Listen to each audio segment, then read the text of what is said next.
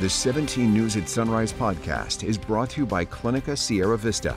Welcome back to the 17 News at Sunrise podcast, where we share your news on your schedule. Working in the spirit of the Golden Empire, this is 17 News at Sunrise. Good morning to you here at 5 a.m. on a finally Friday. I'm Maddie Jansen, Elena Rusk in today for Alex. We begin with that fire that broke out last night, damaging at least 2 homes. Crews trying to get a handle on those flames there as they just soar from the roof. This is in East Bakersfield near the intersection of 8th Street and Union Avenue.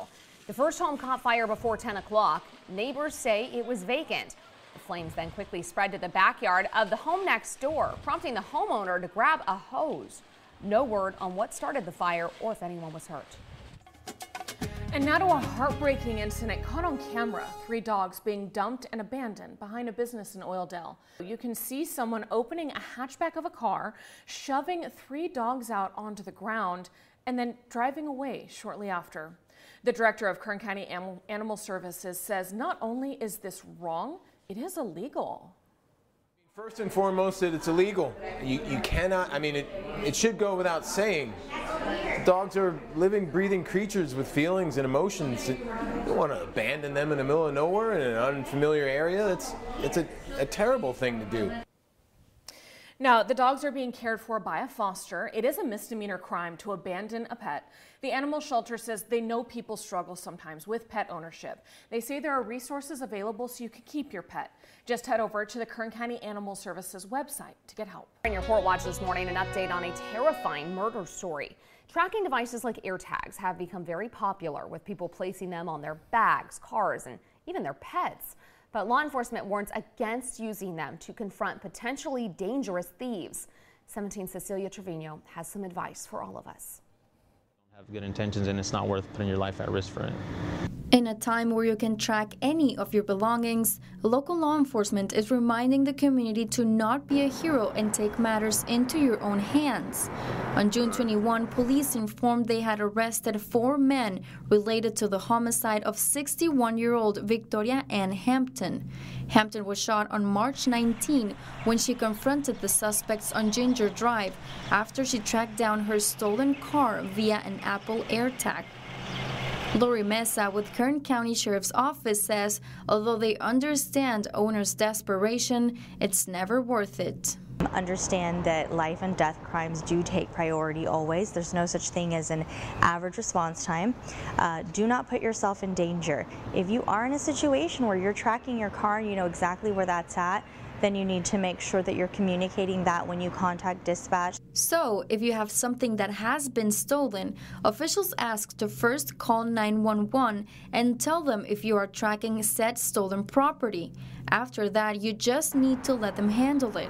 Thomas Martinez with the California Highway Patrol says sometimes wanting to interfere can actually make the response harder for law enforcement. It is something that's happened in the past where, this person's following their stolen vehicle and sometimes they don't want to back off, and it makes it a little difficult for us because instead of just worrying about retrieving that vehicle, we kind of have to worry about their safety as well. Martinez says it is better to be safe than sorry, as you never know how a situation can escalate.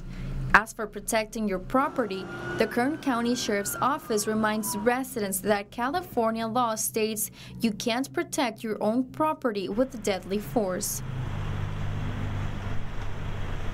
That was Cecilia Trevino reporting. One of the 4 suspects charged in Hampton's murder appeared before a judge yesterday. 19-year-old David Thompson entered a plea of not guilty. He's being held without bail. Police also arrested Thompson and 3 other men Tuesday in Southern California on suspicion of her murder.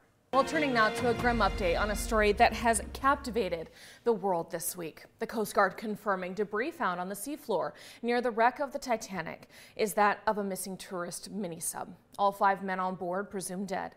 As NBC's Tom Costello reports, it's a tragedy sadly steeped in irony and fueling questions about the pursuit of extreme adventures. Heartbreak in the North Atlantic. After 4 days of searching for that missing mini-sub named Titan and the 5 people on board, a Canadian deep-sea robot spotted debris from the sub just 1,600 feet from the wreckage of the Titanic, the very destination it was headed for on Sunday. The debris is consistent with the catastrophic loss of the pressure chamber. A catastrophic implosion in the extreme pressure at nearly 13,000 feet below sea level. The size of the debris field is consistent with that implosion in the water column. In a statement, OceanGate, the sub's owner, said, "Our hearts are with these 5 souls. We grieve the loss of life and joy they brought to everyone they knew." Stockton Rush, the founder and CEO of OceanGate, billionaire adventurer Hamish Harding, French sub and Titanic experts Paul-Henri Nogelet, wealthy British-Pakistani businessman Shahzada Dawood, and his 19-year-old son, Suleiman. Suleiman's aunt says the teen was terrified, but went along to bond with his father. He had a sense that this was not okay, and he was not very comfortable about doing it. The Coast Guard says the U.S., Canada, France, and Britain will have to determine who will investigate and whether to recover the victims. So close to Titanic's final resting place, where 1,500 people died in 1912. Still to be determined who pays for the search and potential recovery. The company had been diving to the Titanic since 2021, charging customers as much as $250,000 for the experience.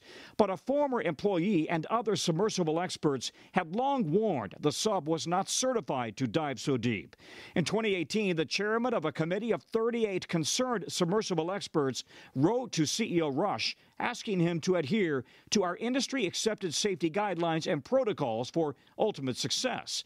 In 2021, Discovery Channel host Josh Gates decided against taking the sub down to the Titanic for his TV show. I just felt as though the sub needed more time and it needed more testing, frankly. Investigators don't yet know why the sub imploded. It might have simply surrendered to the crushing pressure nearly 400 times what it is at sea level. Perhaps a fatigue crack developed in the titanium carbon fiber shell after so many deep dives. It's really hard to imagine. It's one Empire State Building made of lead sitting on top of you at that level. In a hauntingly cruel twist of fate, Stockton Rush's wife, Wendy, lost relatives in the Titanic more than 100 years ago. Now her husband has lost his life in those same deep waters. Wow. That was Tom Costello reporting. Kern's sober reality and guilty. That's the verdict for a driver accused of killing a woman in a drunken crash on Highway 58 last year. The woman and her husband had just retired. They were driving through Kern County on the way to their new home to start their new life in Vegas. Prosecutors say Iona Council lost control of her car and crossed over the center median of the 58, hitting Michelle Rodriguez in the driver's side of her car. Rodriguez's car rolled several times. Her husband was following in a separate car behind her and says he saw the whole thing happen. He rushed to his wife's side to administer CPR, but she died at the scene. She was 52 years old. Prosecutors say counsel's blood alcohol content was more than twice the legal limit. After just a few hours of deliberations, yesterday the jury found counsel guilty of second-degree murder. She has 2 prior DUI convictions and faces a life term in prison at her sentencing. And the Bakersfield Police Department will be conducting a DUI and driver's license checkpoint at an undisclosed location within city limits starting tonight at 6:30 and going until 2 a.m. tomorrow. Studies show well-publicized DUI checkpoints can help reduce alcohol or drug-related crashes by 20%. The BPD wants to remind the public that impaired driving isn't just from alcohol. Prescription medications and over-the-counter drugs, along with illegal drugs, interfere with driving. The attorney for an 18-year-old accused of a wrong-way crash that killed a woman says his client could lose his only arm if he's not released from custody. The crash happened back in April on Campus Park Drive. A passenger in the car of 18-year-old Kareem Rayad told police that he was driving like a maniac before the crash, running stop signs, swerving into opposite lanes, reaching speeds of 120 miles per hour. Just last year, Rayad had his left arm amputated after another crash on a miniature dirt bike. In a hearing yesterday, the judge said she needed a written report indicating why the jail could not provide proper medical treatment for Rayad. She postponed her decision until July 6th. The 17 News at Sunrise podcast is a production of KGET and Nexstar Media Group. For more on all of the headlines in today's show, head to kget.com.